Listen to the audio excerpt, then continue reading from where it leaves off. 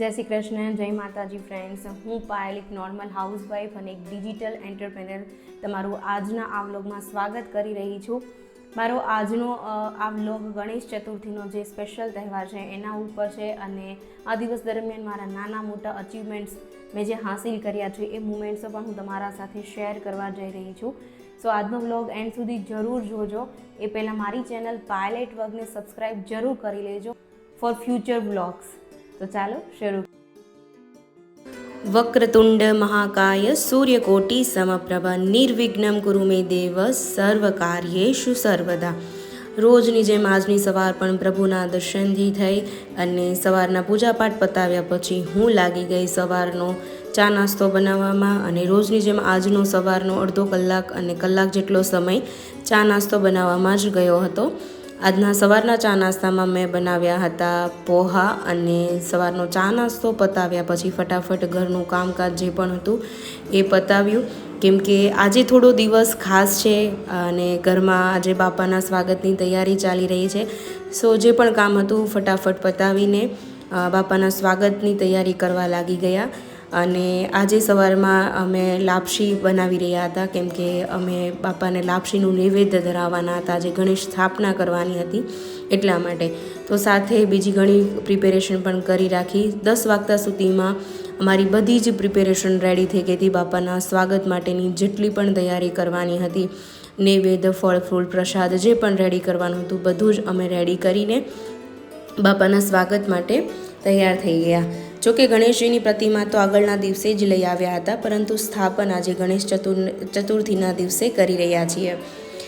ગણેશજીને વિઘ્નહર્તા કહેવામાં આવે છે, એટલે કે જીવનમાંથી બધા અવરોધો દૂર કરે છે. એક નાની વાર્તા છે ને, કે જ્યારે દેવી દેવતાઓએ શ્રી ગણેશ નામે કોઈ પણ કામ શરૂ કરવાનું નક્કી કર્યું, ત્યારે એનો અર્થ એ જ છે કે દરેક શુભ કાર્યમાં સૌપ્રથમ ગણેશજીને યાદ કરવામાં આવે છે.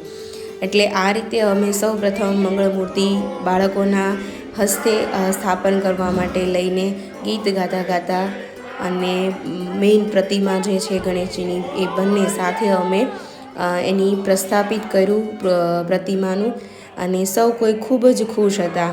આજે ખૂબ જ આનંદનો માહોલ છે, અને સૌ કોઈ ગણપતિ બાપ્પા મોર્યા, ગણપતિ બાપ્પા મોર્યા ગાઈ રહ્યા હતા. અને આ રીતે ભગવાનના સૌથી પહેલાં સ્થાપન કર્યા પછી પૂજાપાઠ કર્યા, અબીર ગુલાલ કંકુથી બાપાની પૂજા કરી અને પુષ્પ પણ ચડાવ્યા. બંને જે મેઇન પ્રતિમાને મંગળમૂર્તિની સ્થાપના કરીને આજે આ રીતે અમે ગણેશ ચતુર્થીનો આનંદ માણી રહ્યા હતા. આજે ખૂબ જ આનંદનો માહોલ છે.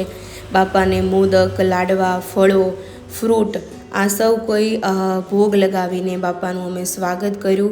સૌએ સાથે મળીને પછી આરતી કરી. બાળકો, મોટાઓ એટલે કે વડીલો બધા ખૂબ જ ખુશ છીએ. ગણેશજીનું સ્વાગત એ રીતે કરવામાં આવ્યું કે જાણે પોતાના જ પરિવારના કોઈ સભ્ય આવ્યા હોય. જ્યારે બાપા ઘરમાં આવે છે ત્યારે એવું લાગે છે કે માનવીના દિલમાં એક પોઝિટિવિટી, પ્રેમ અને નવી એનર્જી ભરાઈ જાય છે. એ માત્ર મૂર્તિ નથી, એ એક ભાવ છે, ભક્તિ છે, શ્રદ્ધાનો, રાઈટ. અને ગણેશજીના દર્શન સૌ કોઈ માટે અલગ અલગ હોય છે. કોઈ એમને મિત્રના સ્વરૂપે, કોઈ બાળકના સ્વરૂપે, તો કોઈ વડીલના સ્વરૂપે દર્શન કરે છે ને રાજી થાય છે. બાપાનું સ્થાપન કરીને બપોરના કામકાજમાં અગેન અમે લાગી ગયા. આજે બપોરની રસોઈમાં અમે બનાવી રહ્યા હતા મિક્સ વેજીટેબલનું શાક અને રોટલી. તો બપોરની રસોઈની પ્રિપેરેશન કર્યા પછી ભગવાનને થાળ ધરાવ્યો, અને બપોરનો લંચ પૂરો કર્યા પછી બપોરનું જે પણ કામકાજ હતું એ અમે પૂર્ણ કર્યું. અને ત્યાર પછી હું લાગી ગઈ મારા ઓલવેઝ બપોર પછીનું જે રૂટીન હોય છે એમાં. 12:30-1 વાગ્યાનો સમય થઈ ગયો હતો, અને થોડા ઘણા મેં ઓબ્જેક્શન હેન્ડલિંગ અને થોડી ઘણી ક્વેરીઝના સોલ્યુશન્સ પ્રોવાઈડ કર્યા લોકોને મારા સ્માર્ટફોન થ્રુ. અને ત્યાર પછી 3 વાગે મારી એક લાઈવ ટ્રેનિંગ હતી, તો હું બેસી ગઈ મારી લાઈવ ટ્રેનિંગ અટેન્ડ કરવા. સાથે જે પણ કોઈના ઓબ્જેક્શન્સ હતા એ પણ હેન્ડલ કરતી ગઈ.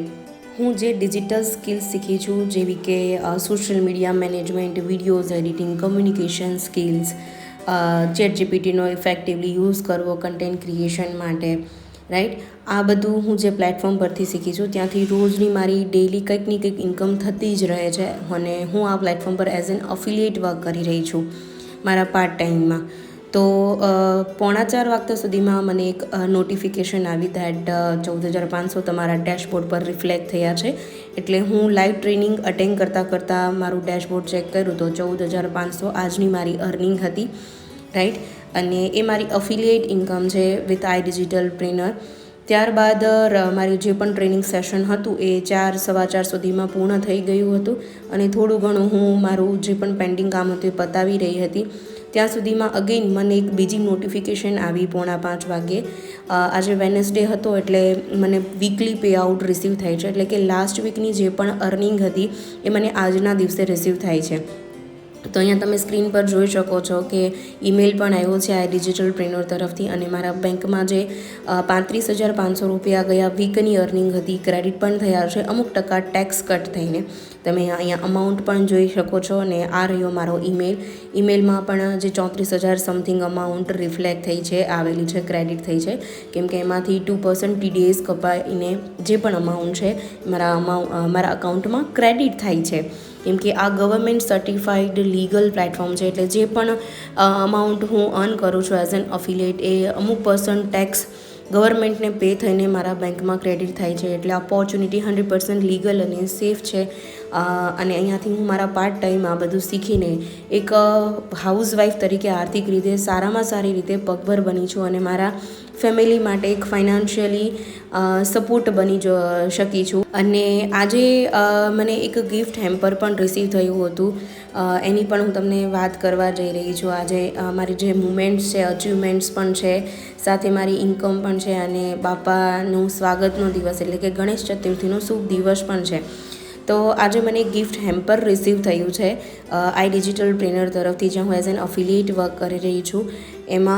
જેમાં મેં રિસીવ કર્યું છે એક કોંગ્રેચ્યુલેશન સર્ટિફિકેટ, જેમાં મેં 1 લાખ પ્લસની ઇન્કમ જે અચીવ કરી છે એના માટેનું આ લેટર છે કોંગ્રેચ્યુલેશનનો. અને સાથે એક નોટબુક પણ છે જેની પર લખેલું છે that you don't grow when you are comfortable. એટલે કે તમે જ્યાં સુધી તમારા કમ્ફર્ટ ઝોનમાં રહો છો, કંઈ કરવાનું નથી વિચારતા, ત્યાં સુધી તમે ફાઇનાન્શિયલી કે કંઈ બી રીતે ગ્રો કરવાનું શીખી જ નથી શકતા, right. So you have to step forward from your comfort zone always, right. અને સાથે એક છે પેન, એક છે વોટર બોટલ, એના પર લખ્યું છે કે બોસ મોડ ઓન, રાઈટ. અને નેક્સ્ટ છે કીચેન, એના પર પણ આ ડિજિટલ ટ્રેનરનો લોગો છે. અને એક મને મગ પણ રિસીવ થયો છે મિલ્ક માટેનો. સો આ હતું મારું ગિફ્ટ હેમ્પર, જે મેં તમારા સામે જે મારી ખુશી છે એને એક્સપ્લેન કરી, ઓપન કરીને, મારું ગિફ્ટ હેમ્પર ઓપન કરીને. અને આ રીતે વાગી ગયા હતા સાંજના 6, અને અમે સાંજના ભગવાનના પ્રસાદમાં બનાવી રહ્યા હતા ટોપરા પાક. અમારો જે ટોપરા પાક છે કંઈક અલગ જ હતો. અમે બાફેલા બટાટાનો યુઝ કરીને આ રીતનો ટોપરા પાક ભગવાનને નૈવેદ્ય સાંજની આરતીમાં ધરવા માટે પ્રિપેર કર્યું. અને સાંજના ડિનરમાં અમે બનાવી હતી સેન્ડવિચ. તો સાંજનું જે પણ પ્રિપેરેશન ડિનરની હતી એ કર્યા પછી અમે ડિનર લઈને 7:30-8 વાગ્યા સુધીમાં અગેન બાપાની આરતી કરવા માટે પહોંચી ગયા. સૌ કોઈએ સવારની જેમ જ ભક્તિભાવપૂર્વક સાથે મળીને બાપાની આરતી કરી. અને આ રીતે મારો આજનો ગણેશ ચતુર્થી સ્પેશિયલ બ્લોગ, જે ગણેશ ચતુર્થી સ્પેશિયલ દિવસ છે આજનો, મારો પૂર્ણ થયો છે. ખૂબ જ આનંદ, ખૂબ જ ભક્તિભાવપૂર્વક અને અવનવા અચીવમેન્ટ્સ સાથે.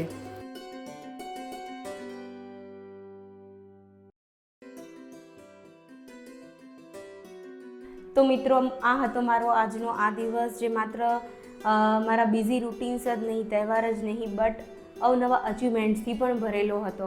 અને તમે પણ જો તમારા દિવસમાં 2-3 કલાકનો ફ્રી સમય કાઢી શકતા હો, કે તમે ઓલરેડી 2-3 કલાકનો ફ્રી સમય છે તમારી પાસે, અને તમે પણ મારી જેમ આવી હાઈપિંગ ડિજિટલ સ્કિલ્સ શીખવા માંગો છો, જેને શીખીને તમે આ લેવલે આર્થિક રીતે પગભર બની શકો છો તમારા ફ્રી ટાઈમમાં, રાઈટ. તો ડિસ્ક્રિપ્શનમાં આપેલી ડિટેલ્સ જરૂર વાંચી લેજો, અને એમાં સમજાવેલી ઇન્સ્ટ્રક્શન્સ ફોલો કરી મારી સાથે પર્સનલી કનેક્ટ કરી લેજો. હું તમને ગાઈડ કરીશ. And that's all four today. અને ગણેશજી આપ સૌના જીવનમાં આવનાર વિઘ્નોને દૂર કરે અને જીવનમાં સમૃદ્ધિ આપી, એવી શુભકામનાઓ સાથે આજનો આ બ્લોગ હું પૂર્ણ કરી રહી છું. અને તમને આજનો આ બ્લોગ કેવો લાગ્યો કમેન્ટમાં જરૂર જણાવજો. તમે આજનો દિવસ, ગણેશ ચતુર્થીનો દિવસ કેવી રીતે પસાર કર્યો છે, તમારા વ્યૂઝ જરૂર જણાવજો કમેન્ટ્સમાં. અને મારો આજનો આ બ્લોગ તમને ગમ્યો હોય તો લાઈક જરૂર કરજો.